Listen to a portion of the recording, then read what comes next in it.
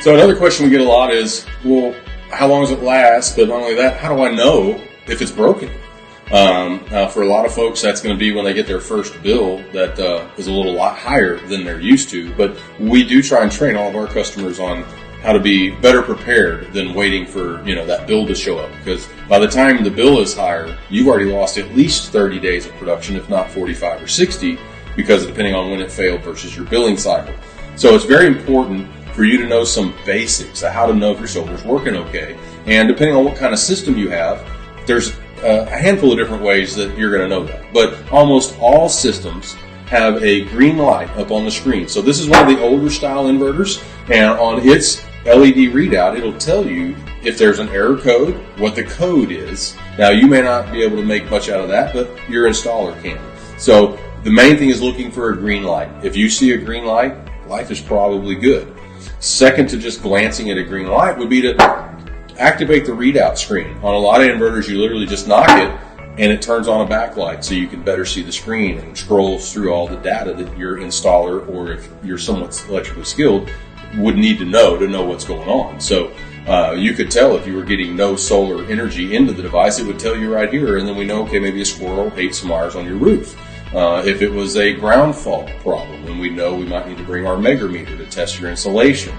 So getting just some basic information from a customer can help us send the right technician and the right tools to get it done real fast. And that's obviously always our goal if we're working on your gear. So your older gear, green light, read the screen and see what it says, look for an error code.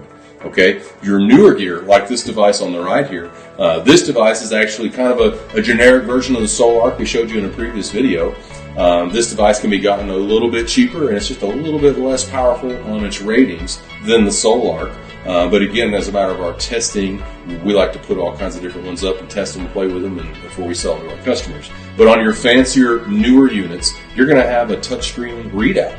It's going to have a whole lot more information on it than what your older units are going to be able to tell you. Now, for many customers, that's information overload. So they still have green lights on them. You're looking at the green light, all is good. If you see a red light or a yellow light, then it's going to want you to poke a little farther. For some customers, they see that different color light. That's all that we're going to get. Hey, I got a yellow light. Come check it out. Or I got a red light. And that's fine. We don't want you to do anything you're not comfortable with. But these devices are actually designed to where even if they have the worst possible catastrophic failure, you're not going to get hurt to come up and touch the touch screen or to look at it to try and see what's going on. So on the newer devices, they're hooked up to Wi-Fi. So we're going to get email notifications if there's the first sign of a problem.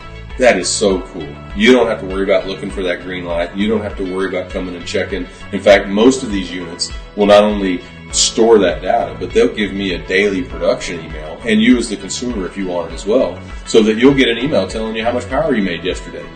Really neat stuff if you're into that much tech. But of course, the more tech you pack into a device, the more you might have a glitch in the matrix or a software update that has to happen or things like that. So the older style systems, not much data, not much you need to do with them. Maybe get an error code at most if there was a problem.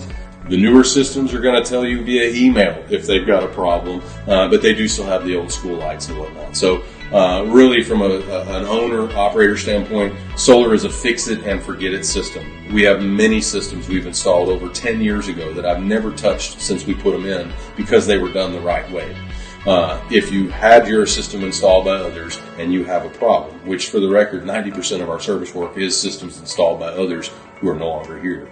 We're happy to take those on and we're happy to service those systems, but just getting us the basics. Is there a red light? Is there a code? What kind of gear do you have? Is the main stuff we need. And knowing the basics, look for that green light. It's really pretty simple. They're a plug and play appliance. They're either going to work or they're not.